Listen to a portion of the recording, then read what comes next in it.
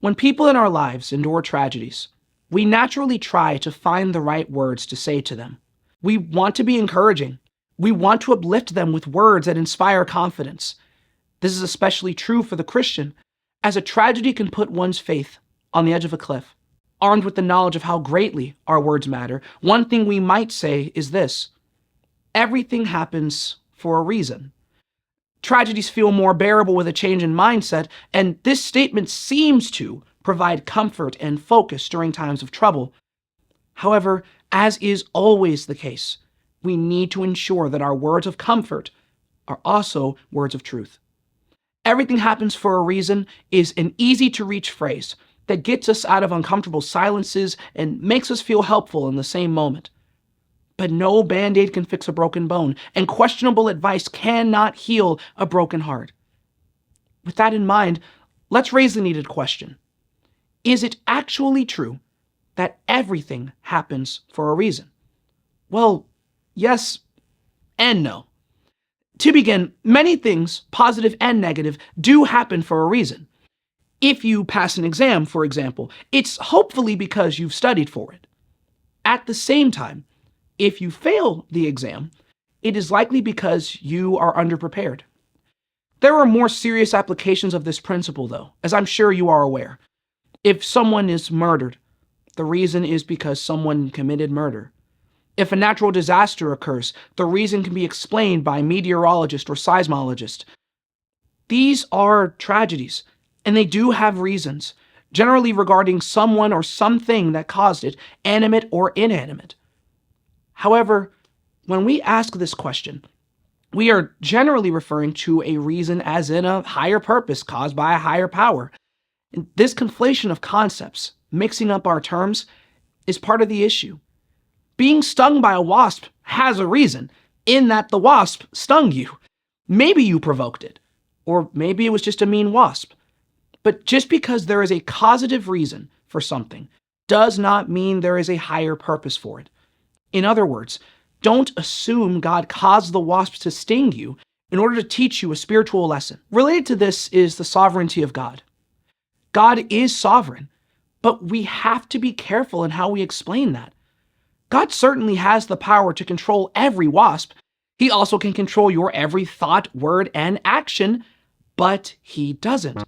He desires for you to make holy choices, informed by his word of your own accord. Instead of forcing you, he wants you to willingly live for him. That's what he wants from all of us.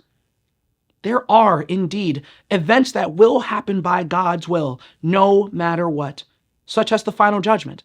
However, God gives you the choice as to what you will do beforehand. But this is a lot of theory. What matters most is what the Bible says, and I want to examine a few passages with you. This study is not meant to be exhaustive, but to be an entryway for you to think about this question more deeply. Does everything really happen for a reason? Perhaps the most often quoted passage regarding this idea is Romans 8:28. And we know that for those who love God and are called according to his purpose, all things work together for good. As always, we should be careful about reading a verse in isolation. Before drawing conclusions, let's first consider the context, which, in the case of this verse, concerns redemption. The verses immediately following verse 28 discuss how God foreknew and predestined that Christians would be resembling or conformed to the image of Christ, and that God can use every suffering we endure to draw us closer to that goal. See verses 37 through 38. God desires that we continually become more like Christ. That is a key purpose to our lives. Second, let's pay attention to the beneficiaries of this promise. Verse 28 does not only say all things work together for good. It says all things work together for good for those who love God and are called according to his purpose. Christians are promised that the tragedies in their lives can have a purpose. They do not have to be meaningless sufferings. Disciples of Jesus can grow, they can learn.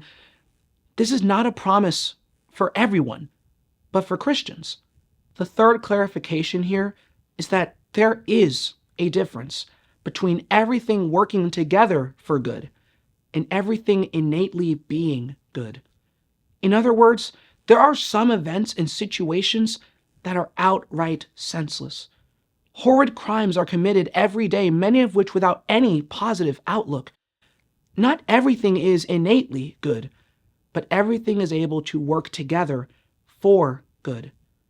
The kinds of sufferings that Paul lists throughout the rest of Romans 8 are not good in and of themselves. It is that they work to the higher goal of becoming like Christ that allows them to work together for good. To tie all this together, Romans 8:28 is not teaching that everything happens for a reason, but that everything that happens can be for a reason. Bear in mind, though, that the potential reason can only be discerned by those who love God and are called according to his purpose. Even still, it is difficult to know those reasons with certainty, especially in the moment, apart from what the Bible teaches about progression toward greater Christ-likeness. I recognize that this is challenging, but consider this. Take Joseph, who was sold into slavery by his brothers. Genesis 50 and verse 20 is perhaps the most well-known verse of the entire Joseph account. But as for you, you planned evil against me. God planned it for good, for the sake of saving many people's lives, as he is doing today. This verse is a testament to God's providence, but what if Joseph had responded differently to his suffering? What if, instead of saving his brothers, he had been plotting revenge? What if he had used his powerful position to starve or even kill them? Suddenly, the sad events of Joseph's life would no longer seem providential. They would just have been senseless tragedies.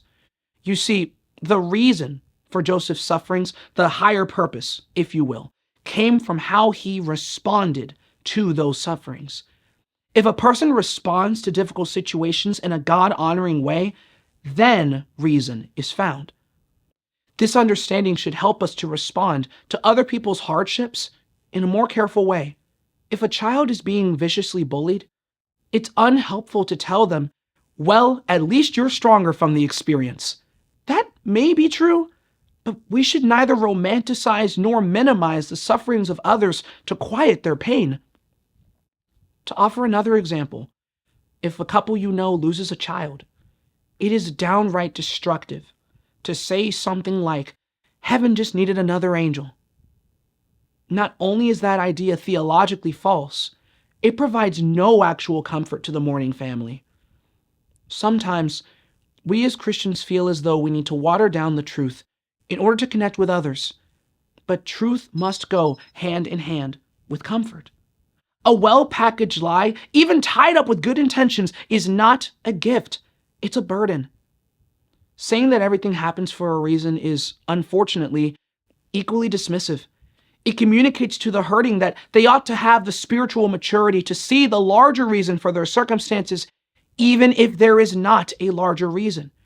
It mistakes the biblical reality of God's providence with the idea that God himself purposefully sends every criminal, natural disaster, and other hardship by his command. While we think that expression helps our faith, it only hurts it. It communicates, often without our realizing it, that God himself is directly responsible for what we went through. While a situation can be used by God, that does not necessarily mean that it was done by God. There are some relevant cross-references to help us understand this. 1 Peter 1, verses 6 through 9 describes trials as building us up. They train us and edify us for the return of Christ and our inheritance in heaven. James 1 offers several words on the matter. In verse 2, he says, "Consider it all joy, my brothers, when you fall into trials of various kinds." By various kinds, he truly means various kinds. It's not just about the massive tragedies, but the seemingly small hardships too. James goes on to say that we grow in our Christian character as a result of trials. We can grow from them all. Verse 12 of the same chapter reads, "Blessed is the man who endures trial, for he, when approved, will receive the crown of life, which is promised to those who love him." A corresponding promise of the limitations of suffering is found in 1 Corinthians 10 and verse 13, that we will not be tested or tempted beyond what we are able. All of these sufferings are light in comparison to what awaits us. 2 Corinthians 4 and verse 17. And they allow us to draw nearer to that promise. Despite the number of passages that speak to this idea, we must ensure, especially with a topic as emotional as this, that we are honoring their context. That said, here's the point. It is pleasing to God when we endure through trial. His purpose flourishes when an otherwise senseless tragedy is morphed into a transformative showcase of His providence.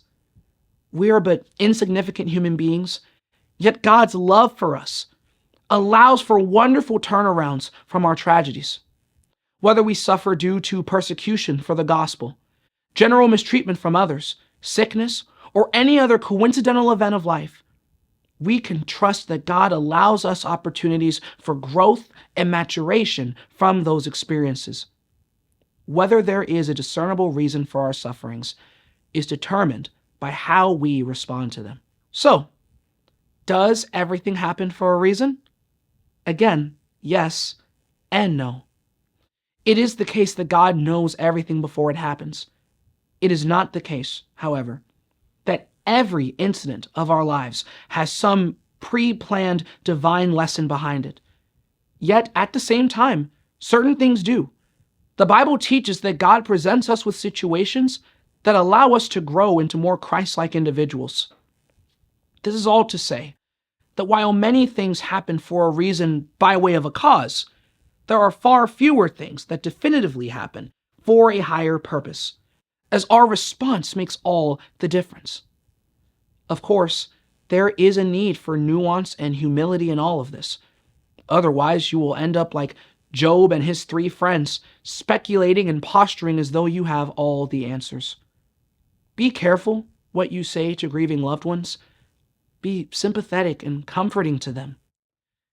Though a statement like everything happens for a reason may seem helpful, it is both unhelpful and potentially harmful if not properly nuanced. I recognize that we say phrases like that to inspire hope. That's noble. When we try to help others find the meaning to their tragedies, we might be able to give them the hope that their suffering isn't meaningless and that God hasn't forgotten them. However, our hope in tragedy should not come from these kinds of statements, but in the trustworthy nature of God. Remember that the latter part of Romans 8 is all about the fact that no hardship separates us from the love of God. That's the point. Despite the need for clarifications, Romans 8:28 is unequivocally telling the truth. And we know that for those who love God and are called according to His purpose, all things work together for good. Take heart that God is with you and that He cares for you, Philippians 4:6-7. Ultimately, devoting your life to the Lord does not guarantee a higher meaning to every hardship, but it offers meaning where meaning would be otherwise non-existent. In other words, our trust in God provides the hope that our hardships are working toward our spiritual betterment. Meaning is not found in isolated events. God's love and our love for God allow for meaning. Like Joseph, we must allow God's providence to flourish by responding to our tragedies in a God-honoring way.